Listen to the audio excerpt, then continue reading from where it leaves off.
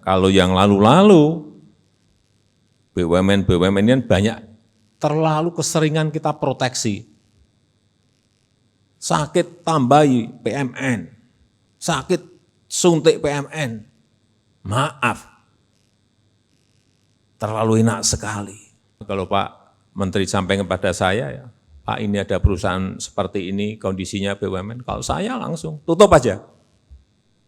Tuh kan bener, jebol bos. Sederhananya begini, musuh dari kelincahan berbisnis adalah birokrasi. Ketika Biden dilantik 20 Januari kemarin, waktu Amerika, dia mengangkat kepala Secret Service baru keturunan Chinese atau di Amerika disebut ABC, American Born Chinese, yang ternyata menambah kejelasan hubungan Joe Biden dengan Tiongkok. Lama hubungan akrab antara Joe Biden dengan Tiongkok tersebut manis terbina. Bahkan Tiongkok memberikan sebuah kota di Beijing khusus untuknya, for Biden City. Sesekali kita buka informasi dengan joke ya, namanya juga Sontoloyo, jangan serius-serius. Kusut itu alis muntar ya. Oke, jadi ada for Biden City, Forbidden City maksudnya. Kita lanjut, seperti topik kemarin yang masih mengangkat kerangka kedaulatan digital. Penting ini mengangkat kedaulatan digital, karena digital ini sebentar lagi akan mengontrol dunia, terutama tahun 2024, di mana digital politik yang bermain. Jadi yang menguasai digital di tahun 2024, dia menjadi penguasa. Dalam banyak video dan tulisan, kencang sekali Bosman ini meminta Kominfo dan pejabat sejenis untuk lebih peduli pada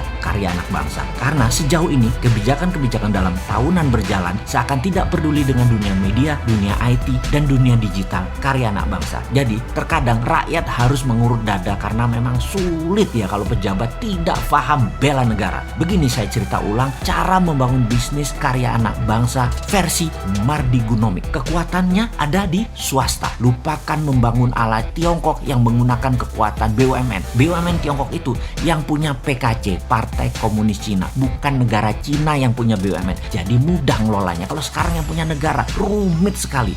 Tapi jujur saat ini BUMN itu kan harusnya milik negara katanya. Namun faktanya dikuasai oleh titik-titik-titik. Monggo isi sendiri. Yang jelas kalau perusahaan BUMN tidak untung atau merugi, direksinya nggak digantung. Uang teman seperjuangan semua. Kalau di Tiongkok korupsi di BUMN mampus saja lo. Artinya lo ambil hak partai, artinya mengambil hak negara, hukum gantung, liwat aja lah hidupmu. Di sini BUMN nggak produktif, BUMN tidak perform, CEO-nya dan direksinya rumahnya mewah-mewah, sementara minus perusahaan negara tadi harus ditanggung, kegeblekan direksi dan yang menanggungnya siapa? APBN. Dan kalau nggak perform, nggak diapa-apain, kan lucu. Enak ya di Indonesia ini. Inilah kegeblekan bernegara tingkat dewa. Oh lupa, mungkin karena kebanyakan yang jabat adalah pendukung setia kampanye pejabat tadi yang membuat dia jadi. Yo wes sakarepmu lah PN. Suatu hari juga kamu ada limitnya. Suatu hari kamu tergantikan. Suatu hari kamu siap nggak siap. Jadi sing hati-hati jadi pejabat. Suatu hari kamu tidak menjabat, itu aja saya ingatkan. Oke, kita lanjut. Kali ini kita bukan bicara korupsi loh ya. Kita nyamber sedikit BUMN yang nggak perform. BUMN merugi dan lain sebagainya. BUMN itu regulator plus operator. Kok bisa rugi? Kok bisa kan geblek?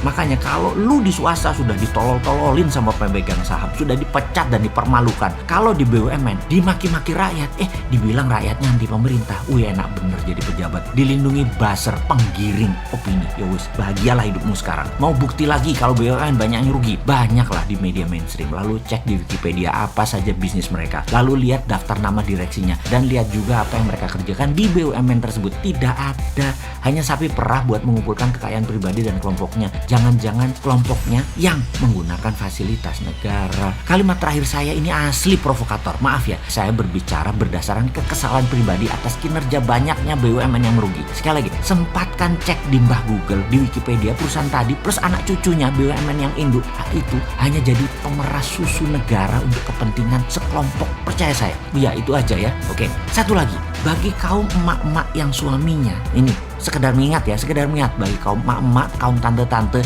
yang suaminya pejabat tinggi di BUMN, yang sering nginep-nginep kalau rapat jauh-jauh. Biasanya mereka ada main dengan supplier pemenang tender atau main sama pengusaha swasta pengemis proyek. Semoga suami Anda tertib iman, taat ibadah. Cuma ngingetin aja loh, di sana di tempat rapat tadi suami Anda banyak yang mulus-mulus, muda dan tersedia untuk para suami dari para supplier, dan masih untung kalau supplier yang nyediain. Kalau suami Anda yang minta, penjahit kelamin laki lu. Kembali ke BUMN merugi. Pasti miris melihatnya. Bawaannya pengen jual lalu tutup BUMN-nya. Hasil penjualan tadi kasih ke negara. Ngapain kasih ke direksi? Kadang malahan BUMN minta dana talangan dari negara pada saat rugi. Kan ini gila bener, rugi negara yang tangguh. Geblek, asik geblek. Kembali ke Tiongkok. Apa yang dilakukan Tiongkok berikutnya adalah memfokuskan BUMN ke luar negeri, membangun swasta nasional untuk menggarap pasar lokal dan domestik, khususnya domestic consumption. Kita jelaskan ya, BUMN di dalam negeri Tiongkok untuk proyek negara seperti infrastruktur statis, jembatan, jalan raya, dam, waduk, pengairan, power plant, jaringan distribusi listrik, infrastruktur dinamis, kereta api, bus, pabrik mineral, manufaktur, industri pertahanan, alat perang, dan lain sebagainya, yang kalau swasta bangun, lama balik modalnya, bahkan dalam jangka panjang swasta belum tentu untung. Lalu BUMN Tiongkok adalah tool alat ekonomi soft power menaklukkan negara lain dengan operasi di luar negeri. BUMN dari Tiongkok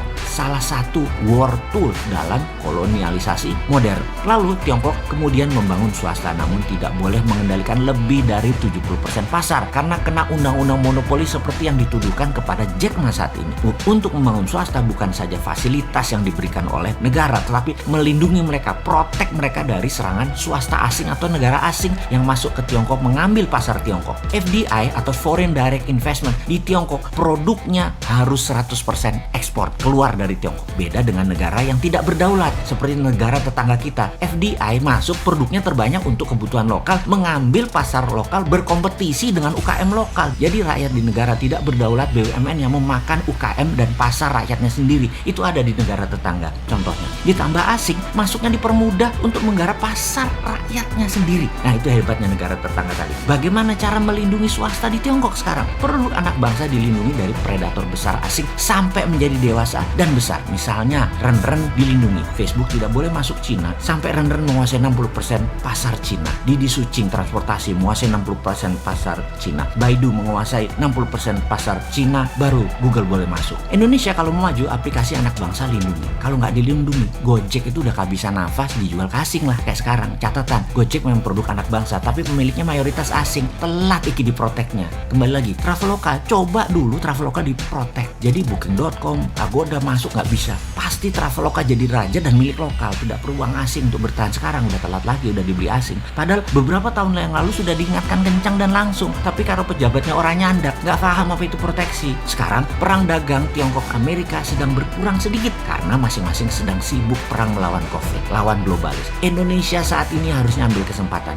Anak bangsa buat fintechnya sendiri, buat Google-nya sendiri, buat WeChat-nya sendiri. Pastikan semua ini diprotek negara. Itu aja intinya. Pertanyaannya, berani nggak 1 tahun ke depan anak-anak buat itu bisa cepet sampai akhir tahun 2021. Indonesia bisa menyiapkan semua itu sehingga ketika perang Amerika Tiongkok versi 2 berlanjut di tahun 2022-2023, Indonesia tidak bergantung pada dua negara itu lagi. Bayangkan kalau Amerika nanti di bawah Biden, perangnya pakai intelligent operation demi Amerika kendalikan dunia lalu mematikan sosmed, internet, satelit, strategi ini namanya battle space, penaklukan ruang udara. Apa yang terjadi? Indonesia tetap bisa dagang, tetap connect. Jadi walaupun itu terjadi penaklukan ruang udara, Indonesia tetap bisa connect. Kalau perang berlanjut, 4G-nya sama Cina dimatikan, 5G-nya Amerika dimatikan, masa Indonesia masuk jadi failed state karena nggak ngerti mengantisipasi ini semua? Indonesia jadi negara gagal. Jangan, kita harus punya milik sendiri, tidak pakai asing. Telekomunikasi itu proyek strategis negara. Coba lebih diperhatikan wahai pejabat. Karena masalah ini semua, maka sekarang kita ingetin bangun swasta, dukung dengan fasilitas. Maaf nih ya, yang tadi pakai bahasa geblek, abisan pakai bahasa sopan nggak ngeh juga sih. Jadi ya saya pilih pakai bahasa geblek-geblek biar tersinggung, biar tambah kepanasan, supaya langsung gerak, supaya langsung action. Tapi apa nggak juga ya? Dasar lu ah.